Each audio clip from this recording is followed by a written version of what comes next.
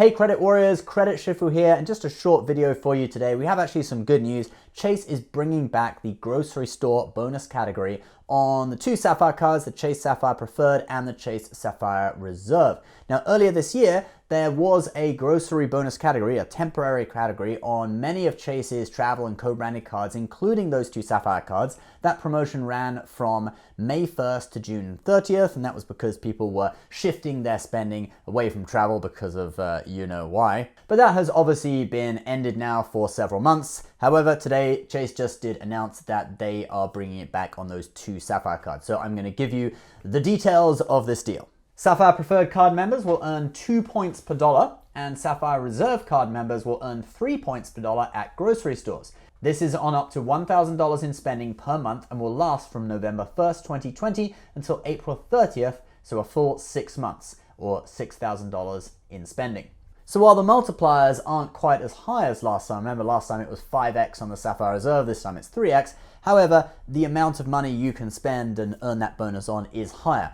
$1,000 per month. I think last time it was just $1,500 for the entire, 2-month period. Now for me, this is particularly attractive on the Sapphire Reserve, since if you use the Reserve at grocery stores, you earn 3x back per dollar, and then you use the pay yourself back feature to cancel charges on the card, to cancel out those grocery charges at 1.5 cents per point. You actually get 4.5 cents in value per dollar out of your grocery spending, and that would beat the Amex Gold, which is 4x per dollar, if you were using the gold points for, travel through Amex's portal or something like that. Obviously, if you transfer to airlines, the value is higher. But I know right now a lot of people want to use their points for more everyday stuff because they're still recovering financially from the whole lockdown thing. But then it all comes crashing down when you realize that the Freedom Flex and Freedom Unlimited, if you have a new account, they are doing this 5x or 5% at grocery stores for the first year on $12,000 worth of spending. So you could take your Freedom Flex, which I recently got approved for, I have the card now,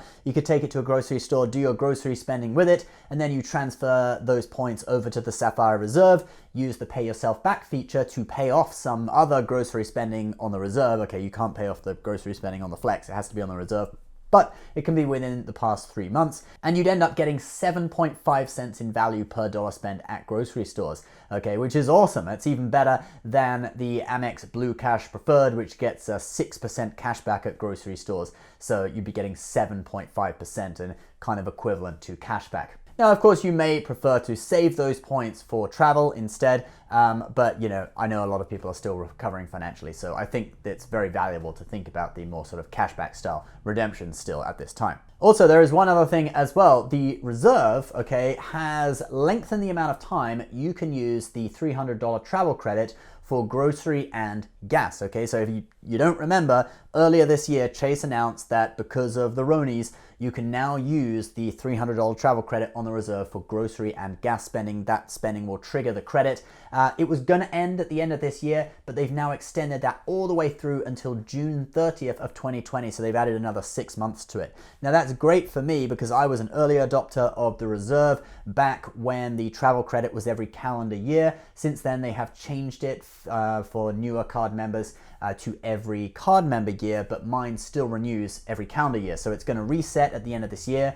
The one for this year I already used on bullet train tickets in Japan, but anyway, it's going to reset at the end of this year, and then in January I'll be able to use my $300 travel credit for grocery or gas spending and get that full $300 back, even if I don't do any travel, which is awesome.